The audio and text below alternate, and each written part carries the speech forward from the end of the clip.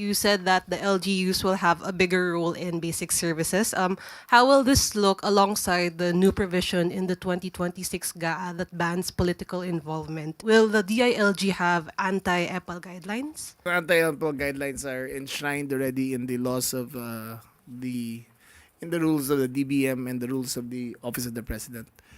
Ang anti-alcohol guidelines naman klaro na.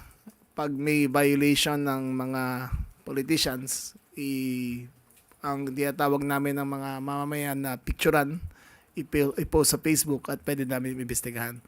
Bawal ilagay ang pangalan na silang nagpagawa, bawal lagay ang kanilang logo, bawal lagay ang kanilang picture. May basic guidelines ang ano nakalagay doon. Project, date awarded, date to be started, contractor, date to be finished, source of funds.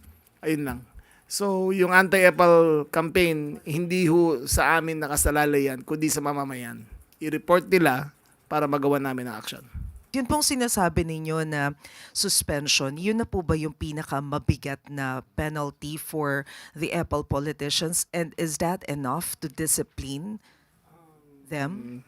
Well, we can, kung recidivist ang attitude ng local government, local chief executive, pwede namin ipasa sa ombudsman to for admin and criminal cases. So there's still a possibility na There still masampahan is. sila ng... Depends on the appreciation of the ombudsman. Kung recidivist na talaga. Kasi minsan yan, sasabihan mo na, tapos tuloy pa rin sila. Minsan sabihin nila hindi sila. Pero the mere fact, kung makita nila yung mukha nila doon, dapat it's their obligation na tanggalin yan Diba? Kasi may anti-EPAL campaign na nga. Does it mean that there's also a possibility for them to be removed from the post? Di siguro ganun ka ang removal from office is basis of graft. Most often not graft or other severe forms of violations.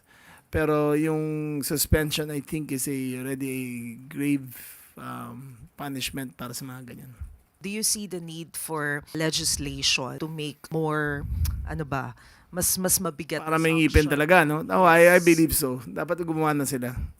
Kasi sa ngayon, yung anti-EPAL campaign was only born out of sa frustration ng mga tao in the last 15 years. So wala pa tayong codified conduct para dyan sa anti-EPAL campaign. It'd be a great help if the national legislature made steps para talagang mabawal yan.